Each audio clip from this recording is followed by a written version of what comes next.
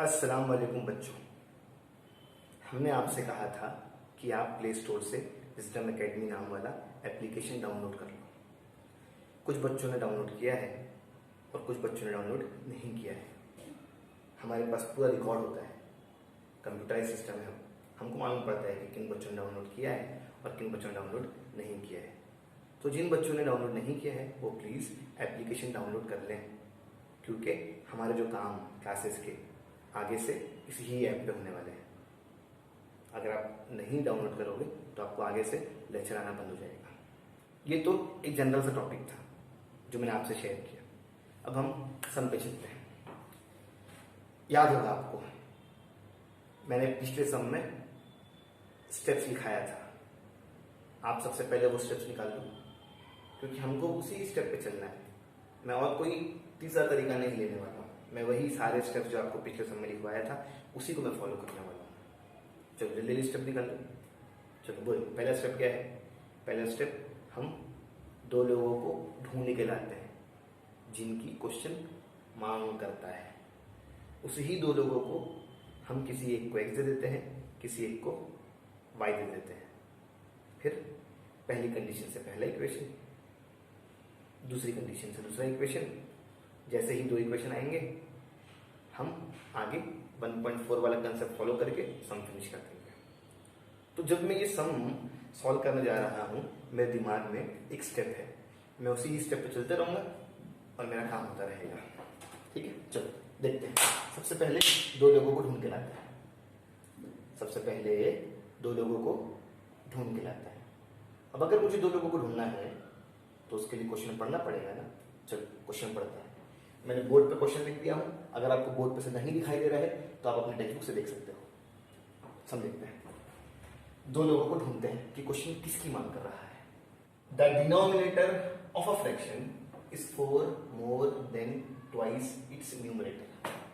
तो अगर मैं दो लोगों की बात करूं तो मेरे को यहाँ पे डिनोमिनेटर सुनाई दे रहा है और यहाँ पे न्यूमरेटर सुनाई दे रहा है ना। हम दो लोगों को ढूंढ रहे हैं ना, तो मुझे ये दो लोग सुनाई दे रहे हैं। आगे, denominator become 12 times the numerator if both numerator and denominator are reduced by 6। फिर से उसके बाद किया न्यूमरेटर डिनोमिनेटर की बात हो रही है, न्यूमरेटर और डिनोमिनेटर की। क्वेश्चन कहता है फाइंड द फ्रैक्शन। क्या मांगता है? बोलो क्या मांगता है? क्वेश्चन कहता है फाइंड द फ्रैक्शन। अब अगर मैं समझूं कि ये फ्रैक्शन क्या होता है,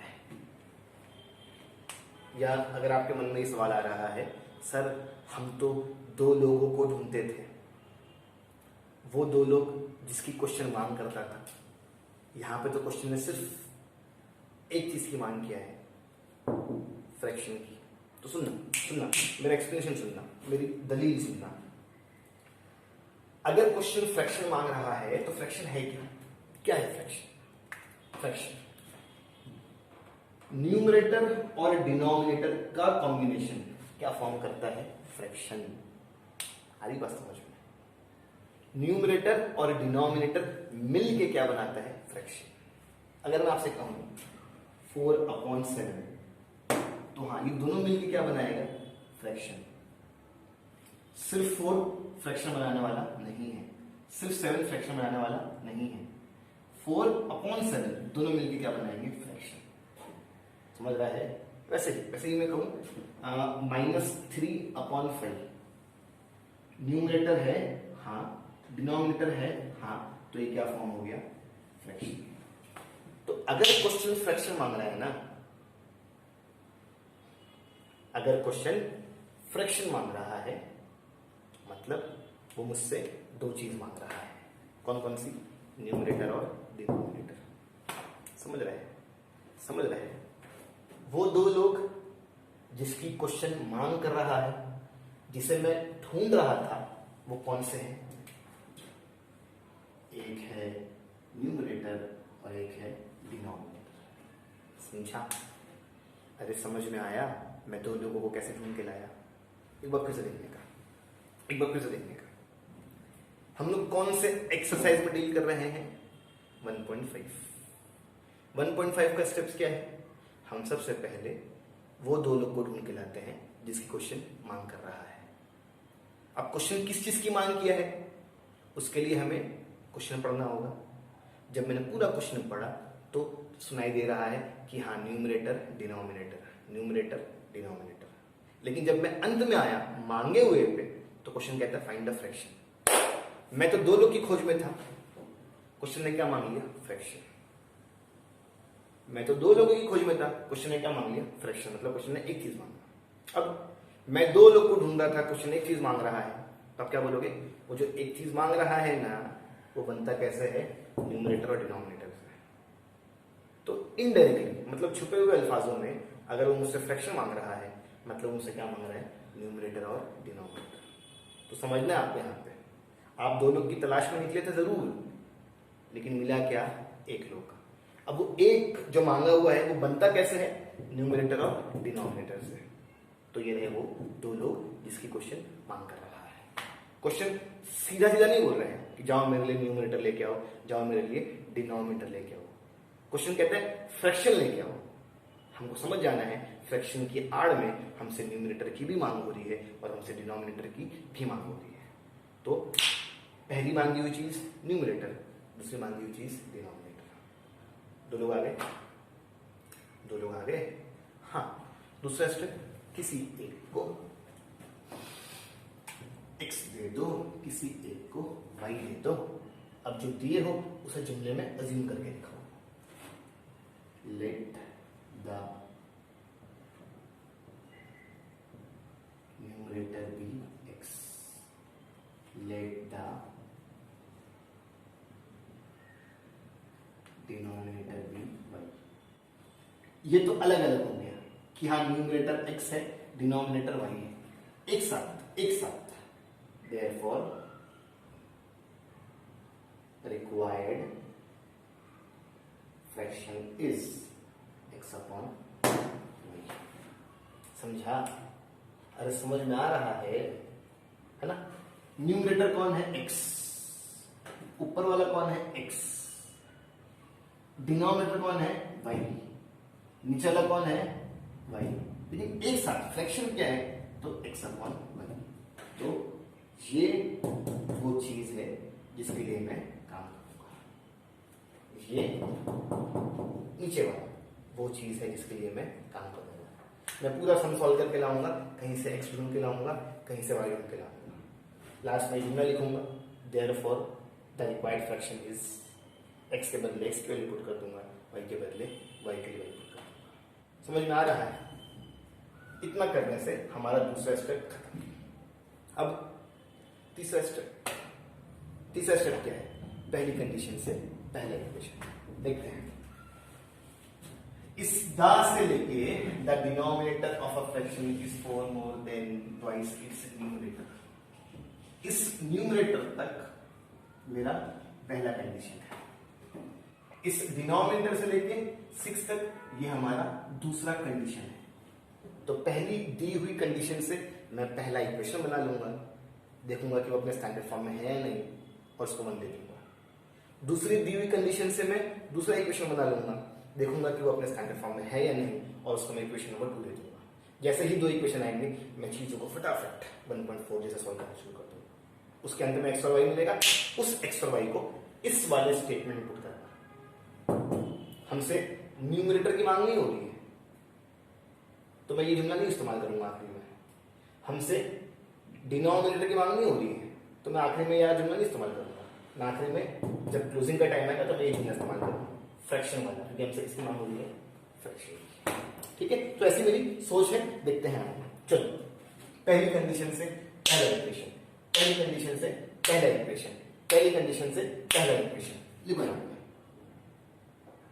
according to the first condition. ठीक है, क्या बोलती है पहली कंडीशन? चलो तोड़ो, पढ़ो, हिंदी में ट्रांसलेट करो और उसको तोड़ो। ये आपका एक कोड है, कोड को ना डिकोड करने का, तोड़ तोड़ के पढ़ने का। हाँ चलो, the denominator of a fraction, fraction का नीचे वाला, फ्रैक्शन का नीचे वाला। हाँ देखो, the denominator of a fraction, तो फ्रैक्शन का नीचे वाला, फ्रैक्शन के नीचे वाले में कौन है? वाई। सही है, सही है। तो इसने बोला the denominator of a fraction, तो मैं बोला फ्रैक्शन का नीचे वाला वाई। आगे इज मतलब इज इक्वल टू, इस कहो, आर कहो, विल कहो, इन सबका मतलब क्या होता है, इज इक्वल टू। अब एक बार इज इक्वल टू आया ना, तो यहां वाला रास्ता बंद। अब जो भी एंट्री आएगी वो इस तरफ आएगी। याद रखना, इज मतलब इज इक्वल टू आया मतलब यहां का रास्ता बंद। अब जो भी चीज आएगी वो कहां आएगी, यहां। तो जो भी में क्या आएगा उसके लिए क्वेश्चन लिखेंगे। 4 मोर, तो ये 4 है और ये मोर है, समझा।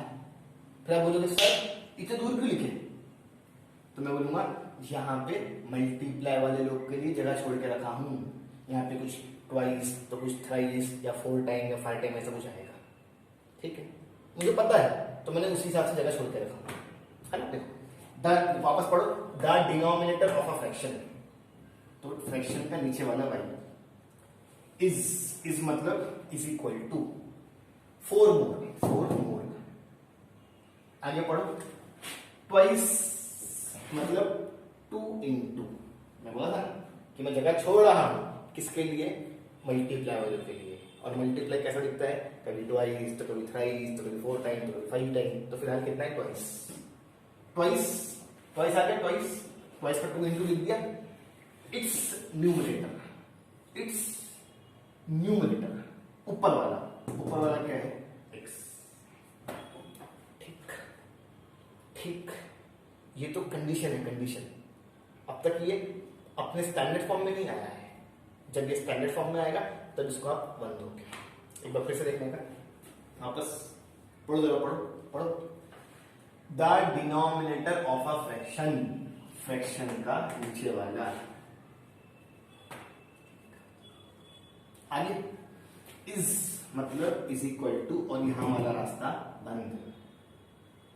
आगे 4 मोर, ये जगह किसकी है, मल्टीप्लाई वालों की, और हमेशा ये जगह किसकी है, मल्टीप्लाई वालों की।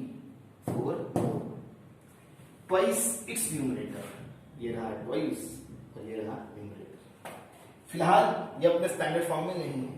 स्टैंडर्ड फॉर्म कैसा होना चाहिए, variable is equal to number. ये अपने स्टैंडर्ड फॉर्म में नहीं है, इसलिए मैं इसको 1 नहीं दे रहा हूं। इसके आगे मैं स्टेप्स लूंगा ताकि लोग अपने स्टैंडर्ड फॉर्म में आ जाए। चलो 2x 2x प्लस वाला y भेज दो वहां पे, माइनस y प्लस वाला 4 यहां भेज दो, माइनस 4, है ना, है कि नहीं। मैं जगह चेंज कर रहा हूं, जगह चेंज करने का नियम, जो प्लस है वो माइनस, जो माइनस वो प्लस। तो मैंने इस वाले y को उठा के वहां भेज दिया ताकि x के पास y चला जाए। और मैंने जब वहां पे अल्फाबेट हो चुके हैं वेरिएबल, तो नंबर को मैंने यहां भेज दिया, तो प्लस वाला 4 क्या हो गया, देखा, x के पास y चला गया और नंबर इस तरफ आ गया। अब इसको आप सीधा कर दो, ये बोल के कि सर जो वेरिएबल है ना उनकी पोजीशन आगे होती है, तो मैं इनको सीधा कर दूंगा, ऐसा पूरा फ्लिप पलट दूंगा। 2x minus y is equal to -4। जब मैं फ्लिप करता हूं तो साइन पे असर नहीं आता है, याद रखना। जब मैं चीजों को पलटता हूं ना, जब मैं लोगों को पलटता हूं तो साइन पे असर नहीं आता है, सुन रहे हो। तो मैंने इस पूरे को पलट दिया, तो जो पहले प्लस था वह अभी भी प्लस है, जो पहले माइनस था वह अभी भी माइनस है, जो पहले माइनस था वह अभी भी माइनस है। तो याद रखना, जब मैं फ्लिप करता हूं, फ्लिप, तो साइन चेंज नहीं होती है, समझ रहा है। मैं अगर आपसे पूछूं क्या जरूरत पड़ गई फ्लिप करने की, तो आप क्या बोलोगे, variable is equal to number. Front पे कौन होना चाहिए, वेरिएबल। तो फ्रंट पे वेरिएबल लाने के लिए मैंने लोगों को फ्लिप कर दिया, और जब मैं फ्लिप करता हूं तो साइन चेंज नहीं होती है। साइन चेंज कब होती है, जब लोग जगह बदलते हैं। तो यहाँ पे जगह नहीं बदली गई, यहाँ पे क्या हुआ, टर्न हो गया, पूरा फ्लिप हो गया। जगह देखो यहाँ बदली थी, प्लस वाला माइनस, प्लस वाला माइनस। तो यहाँ पे साइन चेंज हुई, यहाँ पे फ्लिप हुआ तो साइन चेंज नहीं होगी। क्या इतना काम करने से लोग अपने स्टैंडर्ड फॉर्म में आए? हाँ, variable is equal to number, और उसमें भी पहले x होना चाहिए, फिर y होना चाहिए, और फिर नंबर होना चाहिए। इस तरह से मुझे पहला इक्वेशन मिल गया। अब दूसरी कंडीशन से दूसरा इक्वेशन है ना, चलो देखते हैं। तो मैं दूसरी कंडीशन मेंशन करूं उससे पहले मुझे एक जुमला लिखना पड़ेगा। क्या जुमला होगा वो बताओ? According to the second condition. क्या बोलती है सेकेंड कंडीशन? तोड़ो जरा उसको, तोड़ो, तोड़ तोड़ के पढ़ो तो। डिनोमिनेटर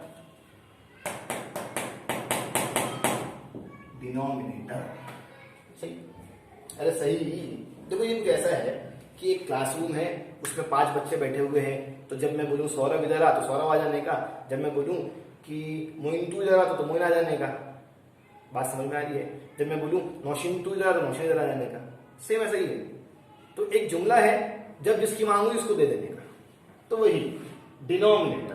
तो डिनोमिनेटर कौन है? वाई, तो वाई चला गया, है ना। आगे डिनोमिनेटर जो है बिकम इज इक्वल टू, आप कंसिडर कर सकते हो, सही। इज, वॉज, बिकम सब इज इक्वल टू में आता है। तो डिनोमिनेटर वाई है, बिकम का इज हो जाएगा 12 हो जाएगा, 12 है ना, 12 टाइम, तो 12 टाइम द न्यूमरेटर। न्यूमरेटर कौन है? x, सही। अरे सही है। क्वेश्चन ने बोला डिनोमिनेटर तो मैंने डिनोमिनेटर दे दिया, क्वेश्चन ने बोला बिकम तो मैं इक्वल टू दे दिया, क्वेश्चन ने बोला 12 टाइम तो मैंने 12 इंटू दे दिया, क्वेश्चन ने बोला न्यूमरेटर तो मैंने x दे दिया। ये कब? यहां तक खत्म नहीं हुआ है, देखो उसके आगे भी है। If both numerator and denominator are reduced by 6, है ना। ये कंडीशन कब डिनोमिनेटर 12 गुना हो जाएगा न्यूमरेटर का? तब बोलोगे, इधर लिखा है if both numerator and denominator are reduced by 6। हमको डिनोमिनेटर से भी 6 कम करना पड़ेगा, हमको न्यूमरेटर से भी 6 कम करना पड़ेगा, तब जाके ऐसा होगा। सुने? अरे सुने, तो ये आपकी दूसरी कंडीशन है ना। क्वेश्चन कहता है कि अगर मैं डिनोमिनेटर से 6 कम कर दूं, अगर मैं न्यूमरेटर से भी 6 कम कर दूं, तो जो डिनोमिनेटर है वो 12 गुना होगा न्यूमरेटर का। तो ये जो स्टेटमेंट है ना, ये थोड़ा उल्टा है। इसको पहले होना चाहिए था, इसको बाद होना चाहिए था। थोड़ा कंफ्यूजिंग है, तो थोड़ा ध्यान से पढ़ने का, ठीक। अगर जुमला बोल तो समझ नहीं आएगा, तो एक एक करके लिखते हैं। हाँ चलो, डिनोमिनेटर कौन है? डिनोमिनेटर कौन है? डिनोमिनेटर वही, सही। बिकम को मैं इज इक्वल टू मान लू, जगह क्यों छोड़ा? क्योंकि 6 कम होने वाले हैं। 12 टाइम, ये है 12, ये है टाइम। द न्यूमरेटर कौन है? न्यूमरेटर कौन है? Numerator x। ऐसा कब? तब बोलोगे सर दोनों में से 6 कम कर दो, न्यूमरेटर और डिनोमिनेटर आर रिड्यूस्ड बाय 6, तो यहां से भी 6 कम कर दिया, यहां से भी 6 कम कर दिया। समझा? यहां चाहो तो ब्रैकेट डाल दो, यहां भी चाहो तो ब्रैकेट डाल दो। यह आपकी कंडीशन है, यह स्टैंडर्ड फॉर्म में नहीं आया है। आपको कुछ स्टेप्स और लेने हैं और लोग इसमें आ जाएंगे स्टैंडर्ड फॉर्म। जैसे ही लोग स्टैंडर्ड फॉर्म में आएंगे, फटाफट 1.4 के स्टेप्स लेके सम खत्म कर देना। बात समझ में आ रही है? आगे बढ़ते हैं, सॉल्व करो। जनरल से स्टेप्स है। y में से 6 माइनस नहीं हो सकता, कभी सुने हो क्या? अल्फाबेट में से नंबर माइनस हुआ, तो y में से 6 माइनस नहीं हो सकता। ये अल्फाबेट है और ये नंबर है। यहाँ जो ये जो बाहर 12 है ना, वो एक बार इस x से मल्टीप्लाई होगा और एक बार इस 6 से मल्टीप्लाई होगा, है ना। ब्रैकेट के बाहर 12, तो ये 12 एक बार x से मल्टीप्लाई होगा और एक बार 6 से मल्टीप्लाई होगा। और अगर आप इस मोड में हो, सर x में से 6 माइनस, तो मैं कहूंगा ये अल्फाबेट है, ये नंबर है, ये माइनस नहीं होंगे। अगर ये माइनस नहीं होंगे तो बाहर वाला अंदर अंदर मल्टीप्लाई तो होगा ना, तो वही तो अगर मैं आपसे पूछूं कि आगे क्या होगा तो आप क्या बोलोगे? सर 12 अंदर अंदर मल्टीप्लाई होगा। क्या बोलोगे? सर 12 अंदर अंदर मल्टीप्लाई होगा। 12 इंटू एक्स 12x, 12 6 जा 72। क्या ये अपना स्टैंडर्ड फॉर्म में है? नहीं है। तो x के पास y को भेज दो। यहां भी ऐसे किए थे, x को इसे रखे थे, x के पास किसको भेजे थे? y को। तो ये y यहाँ पे प्लस के फॉर्म में है, वहां जाके माइनस, y के आगे कुछ नहीं मतलब प्लस, प्लस वाला minus. -6 as it is, plus 72, minus वाला जगह चेंज कर प्लस 72, हम प्लस दिखाते नहीं। सॉल्व करो। 12x as it is, y as it is, plus minus minus, 72 में से 6 गया 66। अब variable is equal to number बनाने का था ना, वेरिएबल पहले होना चाहिए ना। अपन क्या करेंगे इसको? फ्लिप। क्या करेंगे इसको? Flip.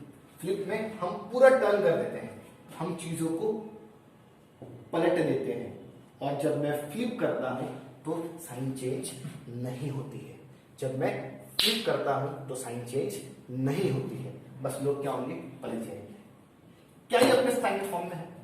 Variable is equal to number, हाँ ये अपने स्टैंडर्ड फॉर्म में है, इसलिए मैंने उसको इक्वेशन नंबर 2 दे दिया। समझा? अब हम चेक करते हैं कि जो दिए गए लोग है वो अपने स्टैंडर्ड फॉर्म में है या नहीं। लोग स्टैंडर्ड फॉर्म में थे तब तो 1 और 2 दिया, पहला स्टेप पूरा हो गया। दूसरा step vertically arrange.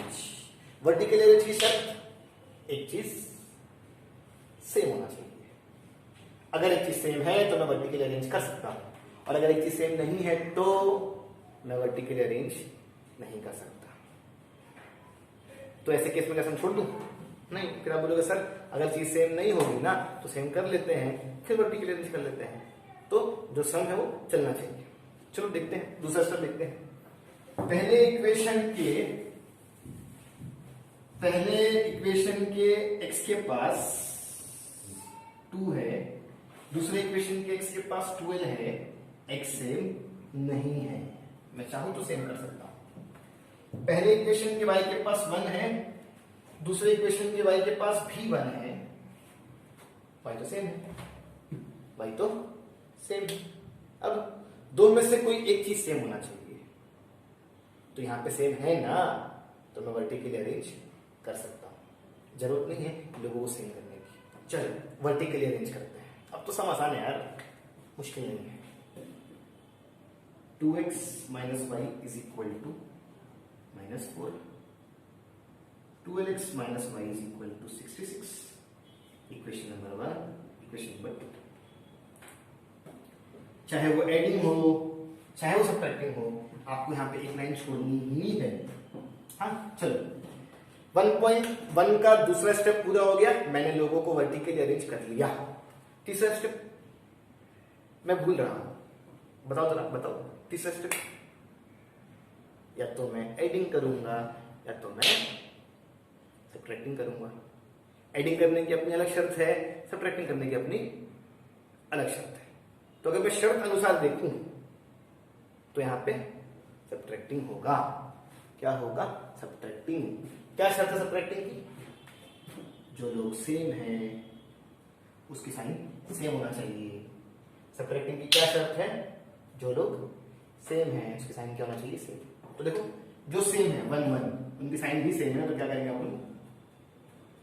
Subtracting equation 1 and 2। Subtracting का असर, सब्ट्रैक्टिंग का इफेक्ट, लोअर सीरीज की साइन चेंज होती है। प्लस वाला माइनस, माइनस वाला प्लस, प्लस वाला माइनस। सॉल्व करो, एक अल्फाबेट मिलेगा, पुट करना, एक और अल्फाबेट मिलेगा और वो मेरा आंसर होगा, उसे मांगे हुए वाले अजम्पशन में पुट कर देना। चलो, प्लस माइनस माइनस, 12 बार x में से 2 बार x गया, 10 बार x और बड़े नंबर की साइन। माइनस में x प्लस में x cancel, minus minus plus 66, ये लिखने में कुछ और दिख रहा होगा लेकिन है 66। देखो मैंने सही कर दिया। माइनस माइनस प्लस 66 प्लस 4 70 और बड़े नंबर की 7। Minus minus cancel. इन सब में से मुझे x चाहिए तो x अकेला होना चाहिए। 10 1 जा 10 7 जा। x कितना आ गया 7। अगर मुझे यहां से x मिल चुका है तो आगे चल के y मिलेगा। अगर मुझे यहां से x मिल चुका है तो आगे चल के y मिलेगा। कैसे मिलेगा आप बोलोगे, यही जो मिला हुआ 7 है ना उसे किसी आसान इक्वेशन में पुट कर देंगे। चाहो तो 1 में पुट कर लो, चाहो तो 2 में पुट कर लो। बताओ आसान क्या है? तो मेरे हिसाब से पहला वाला आसान है। आप 1 में पुट करो, आप 2 में पुट करो। अगर आप सही सॉल्व कर रहे हो तो आपका आंसर एक ही आना है। फिलहाल मुझे 1 वाला आसान लग रहा है तो मैं 1 में पुट कर रहा हूं। क्या बोला मैंने? जहां जहां पे x है वहां पे 7, तो 2 का 2, x का 7, माइनस का माइनस, y तो मुझको चाहिए -4 एज इट इज। सॉल्व करो, y को ढूंढो। 2 7 जा 14 और ये -4। y चाहिए तो y अकेला होना चाहिए। ये +14, कुछ नहीं मतलब +14 जगह चेंज किया, -14 माइनस माइनस प्लस 14 + 4 18 और बड़े नंबर की साइन माइनस माइनस कैंसिल। ये रहा आपका y। यहां से आपको x मिल चुका है, यहां से आपको y मिल चुका है। तो वो जो मेरे स्टेप्स थे ना 1.1 के जो मैं फॉलो कर रहा था वो खत्म, स्टेप्स खत्म। क्या मेरा सम खत्म? तो आप बोलोगे नहीं सर ये वर्ड प्रॉब्लम है। वर्ड प्रॉब्लम एंड होता है स्टेटमेंट से। अब अगर मैं स्टेटमेंट की बात करूं तो मैं इस स्टेटमेंट में वैल्यू पुट करूं या इसमें या इसमें। तो आप बोलोगे क्या सर कहीं न्यूमरेटर मांग रहा है? नहीं। क्या सर कहीं डिनोमिनेटर मांग रहा है? नहीं। क्या सर कहीं पे फ्रैक्शन मांग रहा है? हाँ, फाइंड द फ्रैक्शन। तो जिसकी मांग हो रही है ना उसमें पुट करने का, तो इस वाले की मांग हो रही है तो उसमें पुट करने का। देयरफॉर फ्रैक्शन इज, क्या था फ्रैक्शन? x/y।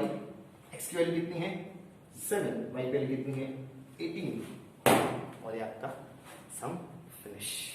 तो ये रहा हमारा सम नंबर 4। बार बार दोहराओ, मेरे लेक्चर को रिवाइंड कर करके सुनो। क्यों नहीं समझ में आएगा? जो मैं कह रहा हूं उसका नियम बना लो। क्यों नहीं समझ में आएगा? 4 बार लिख के देखो, बिना देखे लिख के देखो, क्यों नहीं समझ में आएगा? समझ में आना ही चाहिए। अब हम आगे चलेंगे सम नंबर 5 की तरफ। ये हमारे फर्स्ट चैप्टर का आखिरी सम होगा। इसके बाद मैं हो सकता है कि ज्योमेट्री शुरू करूं। मैंने कहा हो सकता है, वो बात की बात है, उस पर बाद में बात करेंगे कि क्या शुरू किया जाए और क्यों शुरू किया जाए। फिलहाल तो सम देखते हैं। वही तरीका, एकदम सेम वही तरीका ढूंढने का, 2 लोगों को जिसकी क्वेश्चन मांग कर रहा है, उस 2 में से किसी को x देने का, किसी को y देने का। पहली कंडीशन पढ़ के पहला इक्वेशन, दूसरी कंडीशन पढ़ के दूसरा इक्वेशन। जैसे ही 2 इक्वेशन आएंगे हम लोगों को 1.4 जैसे सोल्व करेंगे। अंत में x और y मिलेगा और वो हमारा क्या होगा आंसर, है ना। चलो हम शुरू करते हैं। चलो, 2 type of box A and B are placed in a truck. 2 तरह के बॉक्स है, एक बॉक्स A है और दूसरा बॉक्स B है ना। तो 2 तरह के बॉक्स हैं, एक A और एक B। इनको ट्रक में रखा गया। 2 type of box A and B are placed in a truck having capacity of 10 ton. अगर मैं टन की बात करूं तो 1000 kg 1 टन बनाता है। सुने, तो 1 टन मतलब 1000 kg। सही। जैसे अगर मैं आपसे कहूं कि 60 मिनट कितने घंटे के बराबर होता है, तब बोलोगे 60 मिनट 1 घंटे के बराबर होता है। तो वैसे ही कुछ कन्वर्जन होते हैं। तो अगर क्वेश्चन में जिक्र हो रहा है टन का, तो 1 टन कैसे बनता है 1000 kg से। तो अगर क्वेश्चन बात कर रहा है 10 टन, तो 10 टन किसके बराबर होगा? 10,000 केजी के। समझ रहा है? ये मेरा बनाया नहीं है, ये यूनिवर्सली एक्सेप्टेबल है। जैसे मंडे के बाद ट्यूसडे, ट्यूसडे के बाद वेडनेसडे, वेडनेसडे के बाद थर्सडे, फ्राइडे, सैटरडे, संडे। क्या मुझसे कोई सबूत मांगेगा इस चीज पे, सर कैसा मंडे के बाद ट्यूसडे? नहीं ना। तो वैसे ही 1 टन मतलब 1000 केजी, ये माना हुआ है, इस पे सबूत नहीं मांगने का। 1 टन मतलब 1000 केजी, तो 10 टन मतलब 10,000 केजी, काम में आएगा। तो आप बोलोगे सर क्वेश्चन तो टन का जिक्र कर रहा है, आपकी जबरदस्ती मामला केजी पे लेके आ रहे हो।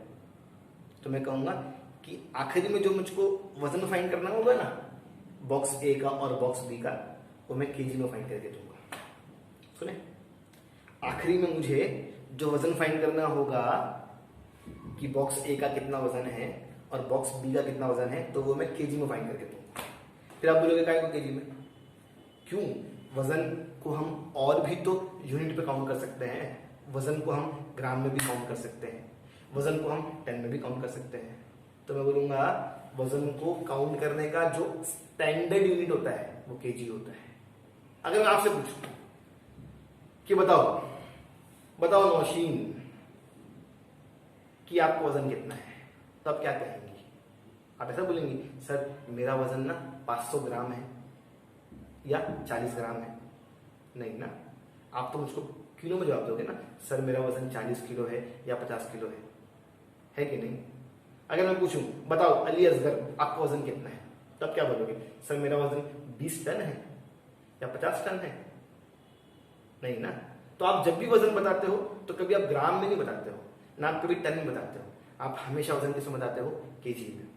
तो वही आगे चल के इस सम में ना हमसे वजन की मांग होगी कि पता लगाओ बॉक्स ए का कितना वजन है, पता लगाओ बॉक्स बी का कितना वजन है। तो जो मैं वजन काउंट करूंगा वो मैं केजी में काउंट करूंगा। तो कहीं ना कहीं मेरे जहन में केजी केजी केजी चल रहा है, लेकिन क्वेश्चन ने किसकी बात कर दिया? टन की। तो मैं वही मेरे दिमाग वाला केजी और क्वेश्चन का दिया हुआ टन मैं रिलेट कर रहा हूं, और क्या रिलेशन में मिला कि 1 टन मतलब 1000 केजी। ठीक है, आगे का काम समझ लेंगे। Two type of box A and B are placed in a truck having capacity 10 ton. बहुत अच्छी बात है। ए और बी वाले डब्बे को ट्रक में रखने का, ट्रक जब पूरे तौर से भर जाएगा तो उसका वजन कितना होगा? 10 ton. When 150 box of type A and 100 box of type B are loaded in truck, it weight 10 ton। तो मैं बोलूंगा ये मेरा पहला कंडीशन है। पहले कंडीशन से पहला इक्वेशन बाद में इस्तेमाल होगा। But when 260 box of type A are loaded, it can still accommodate 40 box of type B। तो ये B तक मेरी दूसरी कंडीशन है। क्वेश्चन कहता है जब 260 बॉक्स हम टाइप ए वाले ट्रक में रखेंगे ना, तो जो खाली जगह बची होगी उसमें हम 40 बॉक्स और रख सकते हैं ए वाले। बात पर ध्यान देंगे। सो व्हाट इज, वो तो छोड़ दो, ये तो वो ट्रक भर गया, बॉक्स रखने के बाद ट्रक भर गया।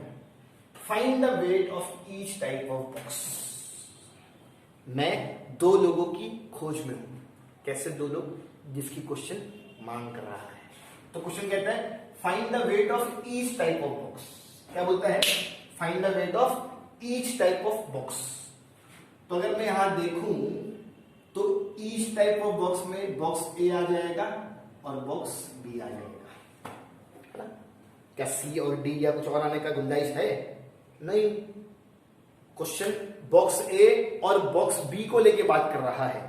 तो जब बारी आएगी बॉक्स के वजन को फाइंड करने की, तो मैं बॉक्स ए और बी का ही तो वजन दूंगा ना। अबे समझ में आ रहा है कि नहीं? आना चाहिए। क्वेश्चन ने ए और बी को लेके बात किया, तो मैं वजन भी किसका फाइंड करूंगा? ए और बी का। 2 लोग आगे, इसको बोलने का तो क्या रख, एक्स को तो क्या रख। 2 लोग को ढूंढ के लाया, किसी एक को एक्स मान लिया, किसी एक को वाई मान लिया। अब पहली कंडीशन से पहला इक्वेशन, चलो जो मैंने एक्स और वाई बांट के रखा हूं, अज्यूम कर लेते हैं, let the weight of box A B x kg के जी, हम वजन देंगे, वजन की स्टैंडर्ड यूनिट केजी होती है, इसलिए मेरा आगे चल के सारा काम केजी में होता दिखेगा। भले से उसमें टन टन टन बोला जाएगा, लेकिन हम लोग उस टन को कन्वर्ट करेंगे केजी पे। याद रहे इस चीज का। Let the weight of box B be y kg. तो जो मैंने एक्स और वाई बांटा वो मैंने यहाँ पे जुमले में दिखा दिया। अब पहली कंडीशन से पहले इक्वेशन, उससे पहले जुमला। According ACCORDING according to the first condition, क्या बोलती है पहली कंडीशन देखने का। When 150 box of type A and 100 box of type B are loaded, it weight 10 ton। 10 ton वजन हो जाएगा ट्रक का। 10 टन वजन हो जाएगा ट्रक का। 10 टन वजन हो जाएगा ट्रक का। तो मैं क्या यहां पे 10 टन लिखूं? तब बोलोगे नहीं सर, यहां पे टन नहीं, यहां पे केजी आएगा, केजी। तो 10 टन केजी वाइज कितना होता है? 10,000 केजी। तो अगर क्वेश्चन कह रहे हैं ना कि इतना बॉक्स ए का रखो, इतना बॉक्स बी का रखो, तो ट्रक का वजन 10 टन हो जाएगा। तो उस 10 टन को मैं लिखूंगा 10,000 केजी। समझ में आ रही बात? समझ में आ रही है बात? क्वेश्चन को बात करना लो टन को लेके हम, लेकिन जब चीजें दिखाएंगे तो किसमें दिखाएंगे? केजी में, क्योंकि हमारा फाइनल आंसर भी किसमें आने वाला है? केजी में। ठीक है, ट्रक का वजन 10,000 केजी हो जाएगा कब? जब मैं, देखो वहां पे लिखा है वेन 150 बॉक्स, जब मैं 150 बॉक्स टाइप ए वाले रख दूंगा और जब मैं 100 बॉक्स टाइप बी वाले रख दूंगा। एक बात समझ में आ रहा है कि नहीं? ट्रक का वजन 10,000 केजी। आप बोलोगे कहां केजी? तो कहीं दिख नहीं रहा है, कहीं भी केजी नहीं है। तो मैं कहूंगा इस 10 टन को मैं क्या एड्रेस कर रहा हूं? 10,000, है ना। ट्रक का वजन 10,000 केजी हो जाएगा कब? जब 150 बॉक्स टाइप ए वाले, तो 150 वाले टाइप ए और 100 बॉक्स टाइप बी वाले। Variable is equal to number, standard form में है, इसको मैं इक्वेशन नंबर 1 दे दूंगा। समझ में आ रहा है? समझ में आ रहा है? फिर से देखो उसको, फिर से एक बार फ्रेम कर लेते हैं। क्वेश्चन ने क्या कहा? क्वेश्चन ने क्या कहा? क्वेश्चन कहता है ट्रक का वजन 10 टन। क्वेश्चन ने क्या कहा? ट्रक का वजन 10 टन। 10 टन मतलब 10,000 केजी। क्या बोलूंगा मैं? 10 टन मतलब 10,000 केजी। एकदम सिंपल। 1 टन मतलब 1,000 केजी, 2 टन मतलब 2,000 केजी, 3 टन मतलब 3,000 केजी, 10 टन मतलब 10,000 केजी। ट्रक का वजन 10,000 केजी कब? जब 150 बॉक्स टाइप ए वाले होंगे और 100 बॉक्स टाइप बी वाले होंगे। समझ रहे हैं? फिर मैं देख रहा हूं 50 यहां भी, 53 50 यहां भी है, 52 और 50 यहां भी है, 50 200। बात समझ में आ रही है? तो जो हर तरफ है उसका हम क्या करते हैं? अरे देखो, मैंने आप लोग को वो ए सेट वाले सम में कराया था, वही 50 यहां भी है ना। 150 कैसे बना? 53 100 कैसे बना? 52 10,000 कैसे बना? 50 200। तो 50 हर तरफ, तो डिवाइड बाई 50। 50 ने 50 काट दिया, यहां क्या बचा? 3x। 50 ने 50 काट दिया, यहां क्या बचा? 2y। 50 ने 50 काट दिया, यहां क्या बचा? 200। Variable is equal to number. ये मेरा इक्वेशन नंबर 1। ये ऊपर वाला काम का नहीं है। ये मैंने आपको सिर्फ दिखाने के लिए लिखा था। जो काम आपने इक्वेशन नंबर 1 के लिए किया है, ऐसा ही कुछ काम आप इक्वेशन नंबर 2 के लिए भी करो। जैसे ही 2 इक्वेशन आएंगे आगे तो आपको आता ही है ना। चलो, पहली कंडीशन से पहला इक्वेशन आ गया, दूसरी कंडीशन से दूसरा इक्वेशन। बस ध्यान रखना, जहां जहां टन आएगा वहां पे केजी आएगा, लेकिन यूनिट बदल गया। ऐसा नहीं 10 टन के बदले 10 केजी लिख दिए। जहां जहां टन आएगा उसके बदले केजी आएगा, लेकिन कन्वर्जन करके। अगर आपको 2 टन दिखा तो आप 2 केजी मत लिखना, 2000 केजी लिखना। अगर आपको 3 टन दिखा तो 3 केजी मत लिखना, 3000 केजी लिखना। तो जहां जहां टन आएगा वहां वहां केजी आएगा, लेकिन कन्वर्जन करके। चलो, दूसरी कंडीशन से दूसरा equation. According to the second condition, लिखने का पूरा according to the second condition. मैंने खाली ऐसे लाइन लिख दिया, यहाँ पूरा लिखने का according to the second condition. क्या बोलती है दूसरी कंडीशन, क्या बोलती है? व्हेन, देखो ये यहां से व्हेन से शुरू होगा और ये यहां तक खत्म होगा, या फिर दूसरी कंडीशन होगी। क्वेश्चन कहता है when 260 box of type A, तो ये 260 और टाइप ए। हमने जब ट्रक में 260 बॉक्स रखा टाइप ए वाला, हमने जब ट्रक में 260 बॉक्स रखा टाइप ए वाला, तो क्या ट्रक भर गया? क्या मैं उस ट्रक में खाली टाइप ए वाले बॉक्स रखूं? नहीं। क्वेश्चन कहता है it can still accommodate, truck में अभी भी जगह खाली है, ट्रक और 40 बॉक्स ले सकती है टाइप बी वाले। समझ में आई बात? अरे समझ में आई बात। हमने जब 260 बॉक्स रखा टाइप ए वाला, मतलब एक्स, तो क्या ट्रक भर गया? 260 डब्बे रखने के बाद क्या ट्रक भर गया? तो क्वेश्चन कहता है नहीं, it can still accommodate. Accommodate मतलब होता है जगह खाली है, वो उसके अंदर हम चीजें भर सकते हैं। तो जब 260 बॉक्स रखे गए ए वाले, तो और 40 बॉक्स रखे जा सकते हैं, लेकिन कौन से? बी वाले। तो जब ए का जिक्र हुआ तो मैंने एक्स दिखाया, और जब बी का जिक्र हुआ तो मैंने वाई दिखाया। 260 डब्बे रखे ए वाले, 40 डब्बे रखे बी वाले, ट्रक भर गई। ट्रक भर गई। अब ट्रक भर गई मतलब देखो यहां पर लिखा है so that it is fully loaded, है ना। 260 डब्बे रखे ए वाले, जगह बची, उस खाली जगह में हम 40 डब्बे और रख सकते हैं, तो 40 डब्बे भी रख दिए बी वाले। ट्रक भर गई। अब ट्रक भर गई तो वजन कितना होगा? ट्रक कितना वजन ले सकता है? तो आप बोलोगे सर पहला लाइन पढ़ो, 2 type of box A and B are placed in truck having capacity 10 ton, है ना। ट्रक की कैपेसिटी कितनी है? 10 टन की। जब ट्रक भर गई तो उसका वजन कितना होगा? 10 टन। जब कैपेसिटी ही 10 टन है तो भरने पे भी तो 10 ही टन कहलाएगा ना। अरे है कि नहीं? तो 260 डब्बे रखा मैंने ए वाले, 40 डब्बे रखा मैंने वाई वाले, ट्रक भर गई। ट्रक की कैपेसिटी कितनी है? 10 टन। ट्रक की कैपेसिटी कितनी है? 10 टन। तो यहां पे जब ट्रक भर गई है, फुली लोडेड हो गई है, तो 10 टन। मैंने क्या कहा था? मैंने क्या कहा था कि जब जब टन आएगा हम उसको किस पे कन्वर्ट करेंगे? केजी पे। तो 10 टन है ना, केजी पे कन्वर्ट करो।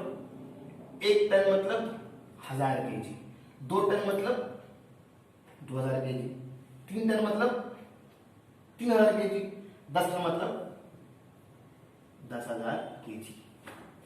आई बात समझ में? आई बात समझ में? 260 डब्बे रखे गए ए वाले, ए मतलब एक्स, जगह बची उसमें 40 डब्बे और रख सकते हैं बी वाले, बी मतलब वाई। ट्रक भर गया। ट्रक भरा, वजन कितना? 10 टन। हम टन नहीं दिखाएंगे, 10 टन का केजी में कन्वर्जन कितना है? 10,000। तो हम टन के बदले क्या दिखाएंगे? केजी। क्या ये अपने स्टैंडर्ड फॉर्म में है? हाँ, वेरिएबल इज इक्वल टू, ये मेरा इक्वेशन नंबर 2 हो सकता है। लोग अपने स्टैंडर्ड फॉर्म में है, variable is equal to number. लेकिन मैं ये देख रहा हूं हर तरफ 20 है। आप बोलोगे कैसे? तो देखो 20 इंटू 13 मल्टीप्लाई करो, आपको 260 दिखेगा। 20 इंटू 2 और 20 इंटू 500, हर तरफ 20। जैसे यहां पे हर तरफ 50 था तो मैंने डिवाइड बाय 50 कर दिया, वैसे ही यहां पे हर तरफ 20 है तो मैं डिवाइड बाय 20। 20 कैंसिल, यहां पे क्या बच गया 13x। 20 कैंसिल, यहां पे क्या बच गया 2y। 20 कैंसिल, यहां पे क्या बच गया 500। Variable is equal to number. ये मेरा इक्वेशन नंबर 2। ये रहा इक्वेशन नंबर 1, ये रहा इक्वेशन नंबर 2, और इसी ही के साथ मेरे 1.5 के 4 स्टेप पूरे हो गए। 2 लोगों को ढूंढ के लाया, लोगों में x और y बांटा, पहले कंडीशन से पहला इक्वेशन, दूसरे कंडीशन से दूसरा इक्वेशन। 1.5 के 4 स्टेप हो गए। 1.5 का 5वां स्टेप क्या है? तो आप बोलोगे सर हम 5वें स्टेप में वो सारे स्टेप दोहराते हैं जो 1.1 के हैं। अब लगाओ यहां पे 1.1। 1.1 का पहला स्टेप, 1.1 का पहला स्टेप देखेंगे कि लोग अपने स्टैंडर्ड फॉर्म में है या नहीं। लोग स्टैंडर्ड फॉर्म में है ना, तभी तुमको 1 और 2 दिया हूं। आगे चलो, दूसरा step vertically arrange. Vertically arrange की शर्त, दो में से कोई एक चीज सेम होना चाहिए। अब मैं आपको ड्रॉ करके दिखाई नहीं वाला, देखो यहाँ भी 2y है, यहाँ भी 2y है, लोग सेम है, मैं वर्टिकली अरेंज कर सकता हूं। चलो 3x plus 2y is equal to 200, है ना। देखो यहां भी 2y है, यहां भी 2y है, लोग सेम है, मैं वर्टिकली अरेंज कर सकता हूं। दूसरा इक्वेशन नंबर 1, इक्वेशन नंबर 2।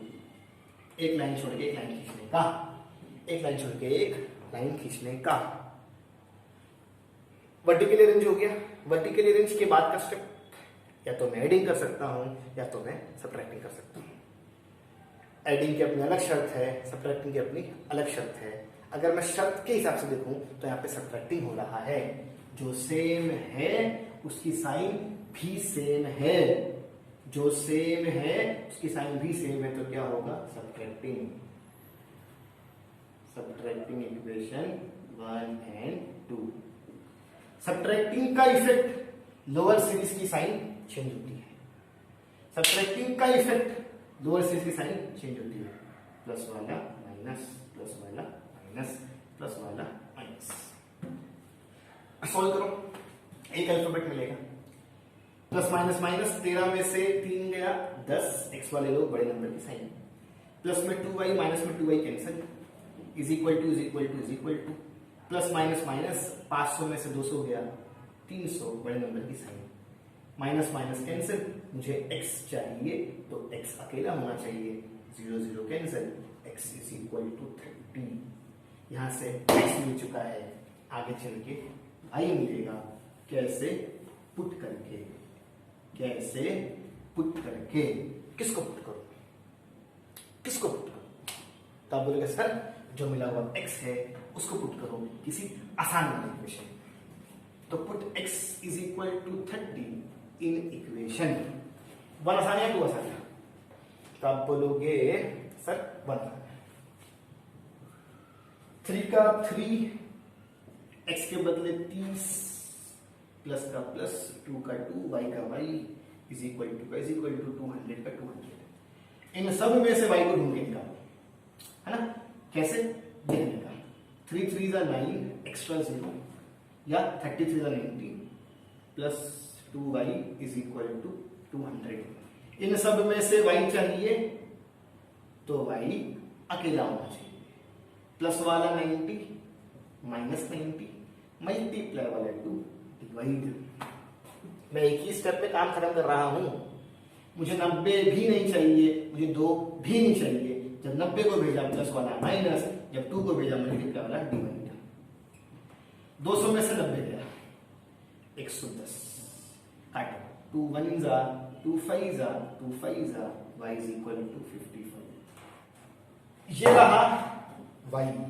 यहां से x मिल चुका था, यहां से y मिल गया, और मेरा सम खत्म। मेरा स्टेप्स खत्म हो गया। क्या मेरा 1.5 रिलेटेड सम खत्म हो गया? तब बोलोगे नहीं, सर 1.5 में सारे सम वर्ड प्रॉब्लम वाले होते हैं और वर्ड प्रॉब्लम जो है वो स्टेटमेंट पे एंड होता है। चलो स्टेटमेंट देखिए खत्म करने का। क्या मांगा था? Find the weight of each type of box. Therefore weight of box A, box A को मैंने क्या माना था? x is equal to 30 kg। देखो मैंने आपके kg अज्यूम किया था तो आंसर पे किसमें आया? kg। Therefore weight of box B is equal to y is equal to 55 kg। समझ में आ रहा है? समझ में आ रहा है? तो ये रहा आपका सम नंबर 5। ठीक। फिर अगर आपके मन में सवाल आ रहा है सर वो हम लोग ने टन को केजी में कन्वर्ट कर दिए तो कहीं पे कुछ दिखाना नहीं पड़ेगा क्या? तो मैं बोलूँगा नहीं, कोई ज़रूरत नहीं है, वो अंडरस्टूड है। पूरा सम सॉल्व कर दीजिए, वो इतनी सी चीज़ के लिए कि आप सोच रहे हो, है ना, वो अंडरस्टूड होता है। लेकिन ये ध्यान में रखने का कि अगर ये सम आया तो टन पढ़ने का, लेकिन कन्वर्ट किस में करने का? केजी में। और कन्वर्जन याद रखना, भूलना नहीं। 1 टन मतलब 1000 kg, 2 टन मतलब 2000 kg, 5 टन मतलब 5000 kg, 10 टन मतलब 10,000 kg। तो पढ़ने का टन और लिखने का केजी। क्यों केजी? वेट हमेशा हम किस में प्रोवाइड करते हैं? केजी में। समझा? मैंने एग्जाम्पल भी जैसे कुछ नाम लेके, तो समझ समझ के काम करने का, अपना सम क्या हो जाएगा? खत्म। जैसे कि मैंने थोड़ी देर पहले कहा था, या मैंने पिछले सम में कहा था कि इतने बार प्रैक्टिस करो कि सम दिमाग में छप जाए। आप ऐसा करो, आप मुझसे अच्छे हो जाओगे मैथ्स में। सिर्फ सुनो मत प्लीज। मैथ्स सुनने वाली चीज नहीं है, उसको बिना देखे लिख लिख के बहुत बार लिखो, दिमाग पे छप जाएगी चीज। फिर बोलने का कि आया या नहीं आया, है ना। 1-2 बार सुनोगे तो नया नया लगेगा, लेकिन 4-5 बार लिखोगे तो एकदम कंफर्टेबल हो जाओगे आप। खुदा हाफिज। अब मिलेंगे हम हमारे नेक्स्ट